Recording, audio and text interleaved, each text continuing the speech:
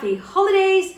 I would like to talk about two specific plants today, which is known as their fuzziness, or in particular maybe their hairiness.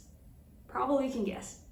Well, the first one is Hoya Thomsonii and the second one is Hoya Lyi. So both of these plants I have actually heard of from YouTube, but I think for Hoya Thomsonii it's more well known, but Hoya Lyi pops up probably relatively recently. I haven't really seen anybody compare these two together in front of the same screen, so I find it maybe quite interesting and value adding for people who are watching this video, find to have something new, and I can contribute to the community a little bit. So I want to talk about these two plants together today. And I do not have a lot of experience. If you remember, I unboxed this one around 2 months ago. I unboxed this one around a month and a half ago. So in total, I have 2 months of experience for both. I'm no expert in caring about these plants, but I do want to share my experience based on what I have seen in the past 2 months. So today I want to first talk about my experience, the growth rate I have observed these two over autumn and winter time. And also I want to talk about the care that I have offered them in these past 2 months. Hopefully this video can give you some insight and information that you haven't heard of. So starting off with Hoya Thomsonii. So this one, if you remember, 2 months ago, I received it from Thailand, and it is an import, which means that it has gone through really tough process in the phytosanitary certificate. It has dipped through pesticides. Actually, it arrived pretty good. The root itself is still alive when I unboxed it. So after a month, I have shown you in the update video that I can observe that there are air roots that has grown on the side, and I was thinking at that video, I say that I didn't see any new growth on the leaves. So I said, well, I just need to be patient and keep giving the same condition I was giving throughout the previous 1 month. And I'm really pleased to say that I have rewarded result. After around 2 months, it actually pushed out a lot of leaf growth. And also it has grown a lot of new stem. So let's do a count together.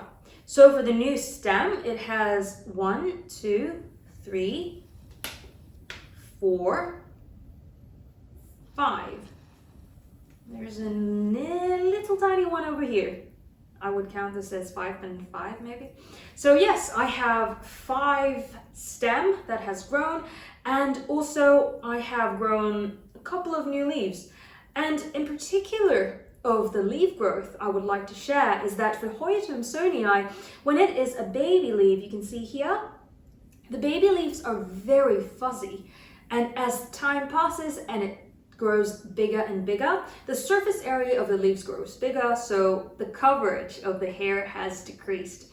So you can see that when it grows to a big leaf, it's still very hairy, but it's not as hairy as the new one. And after it has grown into a full adult leaf, it becomes very succulent, and it doesn't really have a lot of hair on the top, but it has a lot of hair on the bottom. So then I would like to share a little bit about the root growth. In 2 months' time, it grows from almost no roots because it's an import to it has quite a bit of root grown into the substrate. So I am very happy with the speed of growth. Okay, then we take a look at Hoya Lyi. So for Hoya Lyi, I have I saw it the first time as a picture from ASEAN Plant Export. It's a cutting and it's around $20 US for a cutting, and I was like, okay, maybe I can wait. So then I got this one from the private collector from Sweden. I did an unboxing, as I mentioned, and now I can show you a bit of update after 1 month and a half. It has grown 4 new leaves and 2 stems. And here you see that as a new leaf, similar to Hoya Thomsonii, it has hairy, it's more hairy for the new leaves. And when it grows to a bigger size, it reduces the number of hair. Or I would say it becomes less hairy because the surface area has grown larger. And when it comes to a mature form, it still has a little bit of hair on the top, but it's more on the back. Yeah, so for both of them, I would say if you gave them the correct, or if you give them, there's no right or wrong way to keep them. If you give them an optimal environment, they can still grow quite fast over winter time. So let's talk about the care tips, what I have done to have it grow even during winter time. I can break it down to 3 areas: light, humidity, and also watering. The watering, I will also talk a bit about the substrate I use. They're closely related, so I'm just going to put it into the same category. When it comes to the light, I put them in a south-facing window. Currently, it is wintertime, so I only have direct, mild sunlight from 11 o'clock to 12-ish, 1 o'clock. So I believe because of the leaf's color, it's relatively darker in the shade, which means that it could tolerate lower light condition. But in the end of the story, this is still Hoya. So it's better for them to be exposed to more indirect bright sunlight, so then you can promote more growth. So for the light requirement, you can try to put it in a more indirect bright sunlight condition. I do think if you put it in a slightly darker area, it should still be okay, but it wouldn't really grow, but it will be surviving. Okay, then it turns to the second care tip, which is humidity. Now, this, I believe, is the key to successfully keep hairy or fuzzy leaf Hoya. The higher humidity you give them, the quicker they actually grow. This is not 100%, but just based on these 2 experiments I have, is for Hoya Thomsonii. First, when I just received it, I put it in room temperature. It didn't die, but it didn't grow. In the first 3 weeks, I put it in room temperature because I want this plant to kind of acclimate to where I live. But after 3 weeks, I realized, okay, I want to make sure it is surviving over winter, because at least grow some root so that they can sustain itself. So then I put it in a prop box after 3 weeks. And within a week or 2, I start seeing air roots growing. And that's the time when I show you the 1 month update. However, what I did is I continue to put it in the same prop box until now. And with 1 month more of putting in the prop box, these growth, as I showed you, 5 new stem and multiple new leaf, they have grown even under winter time. So I believe this is the key to success, is to keep it very moist. Same as Hoya Lyi, I put it in the same position, same condition, and it just pushed out new growth, even though this one is a cutting without any existing root. All right, let's move on to watering and also soil mix. I have mentioned before, all of my Hoya, I use Lechuza Pon. I used just the Pon. I didn't mix it with any other items because for Hoya, except for Hoya Bella, it needs a lot of humidity.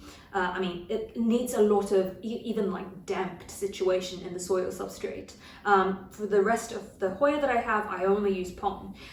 So I do have little tips on that. For watering, a lot of people will say, okay, I should water less in wintertime. So maybe I will increase the watering time interval from 7 days to 10, 12 days.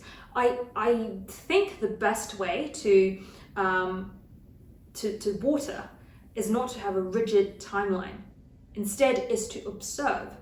If you're using Pon, observe if the Pon on the top layer is dried. And what does it mean by dried? You will see lighter color in the Pon. I can show reference point what means by dry. And not just the top layer though. If you're using a transparent pot, if you still see the condensation of water, I wouldn't water it, even the top layer is dry, because it is still very moist inside. So for the watering tips is to observe if the substrate itself is dried. Well, then we move on to the soil substrate. The reason why I like to use Lechuza Pon is because it really reduces the problem of overwatering, because all of these are little rocks. In other words, you can't really overwater it because all of the excessive water will just straightly go beneath.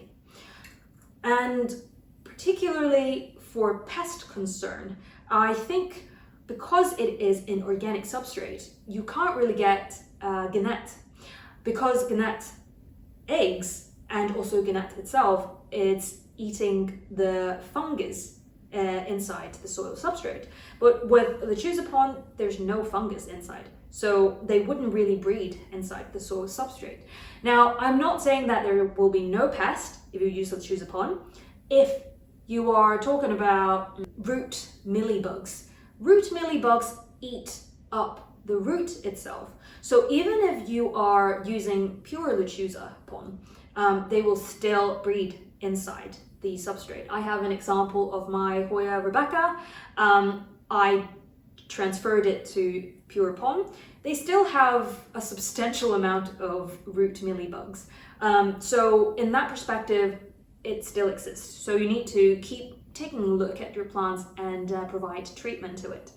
So yeah, these are the information I would like to share with everyone.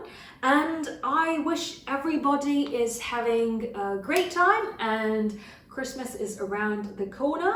So early Merry Christmas. And I'll see you in the next one. Bye.